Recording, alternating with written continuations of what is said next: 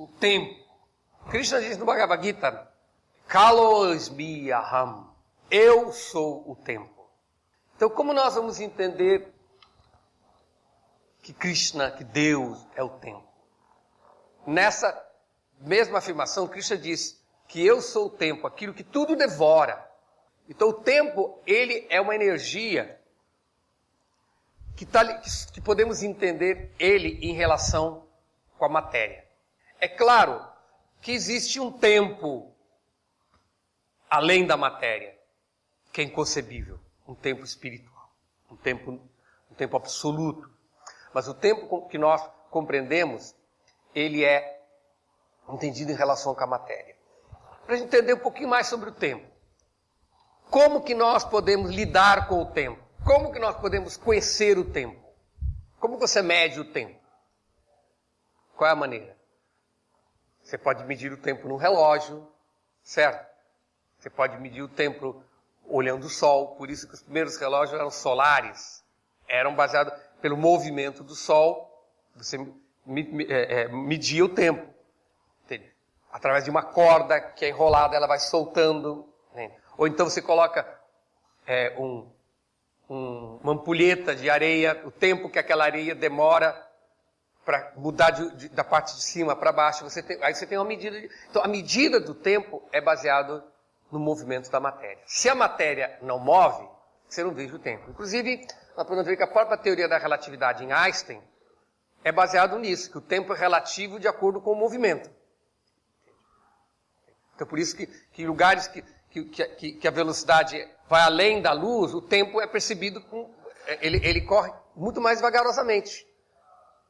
Podemos ver que, por exemplo, uma mosca que vive uma dimensão de uma rapidez, a vida dela, que é totalmente elétrica, o tempo dela é diferente do nosso tempo.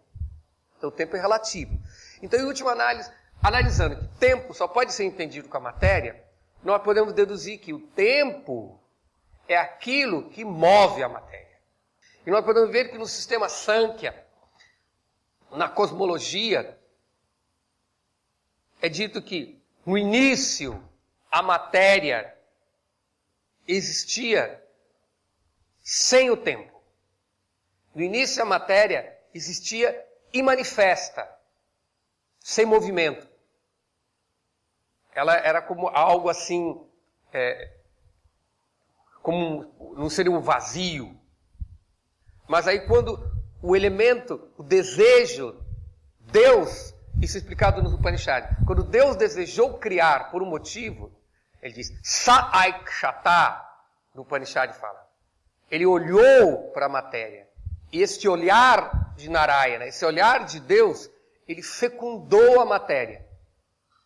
Então, a partir daí, os elementos começaram a serem gerados, a gênese da criação veio. Então, significa que este olhar de Deus é o tempo. Então, o tempo é a medida dos movimentos que a matéria faz. Então, nesse sentido, como o mundo material ele é limitado no tempo, em noções de passado, há um passado, que é o começo, há um desenvolvimento e, portanto, há um fim. Então, o tempo material, ele é limitado. Do começo, o meio, o fim. Ou seja, nós temos um tempo linear, que pode ser medido uma criação específica. Mas você pode ver, além desse conceito linear, você tem um tempo cíclico. Que a criação, assim como o mundo é criado, ele é destruído, de novo ele é criado. Então fora dessa dimensão conhecida de tempo, entre a criação e a destruição, existe um tempo além desta dimensão da matéria. E inclusive dentro da tradição védica, como Krishna, quando Krishna fala, eu sou o tempo que tudo transforma. Então, existe uma manifestação de Krishna que é Shiva, que é chamado de Mahakala. Então, Shiva, ele é realmente a personificação deste olhar criativo de Deus, e ele continua sempre transformando a matéria. Então, o tempo, ele cria e destrói.